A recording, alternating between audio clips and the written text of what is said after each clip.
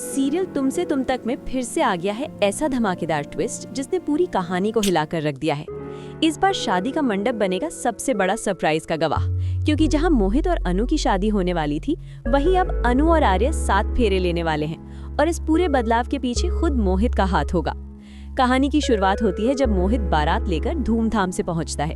घर में खुशियों का माहौल है, ढोल नगाड़े बज रहे हैं, सबके चेहरे पर मुस्कान है। लेकिन इस खुशी के बीच 3 लोग ऐसे हैं जिनके दिल बेहद भारी हैं। अनु, आर्या और आर्या की माँ गायत्री। गायत्री माँ चुपचाप अनु से मिलने आती हैं। वो उसे एक खूबसूरत नेकलेस देती हैं और आशीर्वाद देकर चली जाती हैं। उनके चेहरे की चिंता साफ दिखती है। अनु ये सब देखकर टूट जाती है। उसे एहसास होता है कि वो अपने दिल के खिलाफ जाकर बहुत बड़ी गलती करने जा रही है। इसी बीच अनु आर्य को मिलने के लिए बुलाती है। दोनों की बातचीत बेहद भावुक होती है।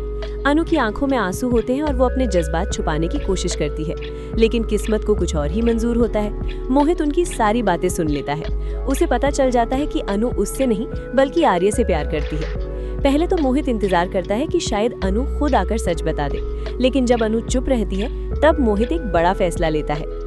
शादी की रस्में शुरू हो जाती हैं, जयमाला का वक्त आता है। तभी अचानक मोहित सबके सामने चिल्ला उठता है। वो अपनी पगड़ी उतार देता है और कहता है, बंद करो ये नाटक, मैं ये शादी नहीं करूंगा।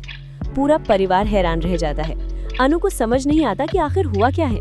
तब मोहित सच सबके सामने रख देता है। जब तुम मुझसे प्यार ही नहीं करती तो मुझसे शादी क्यों?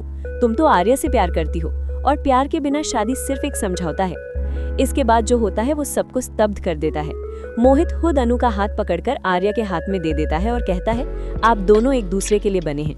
आपकी कहानी एक दूसरे से शुरू होती है और एक दूसरे पर ही खत्म होती है। पूरा मंडप सन रह जाता है, लेकिन सबसे बड़ा झटका लगता है गोपाल जी को।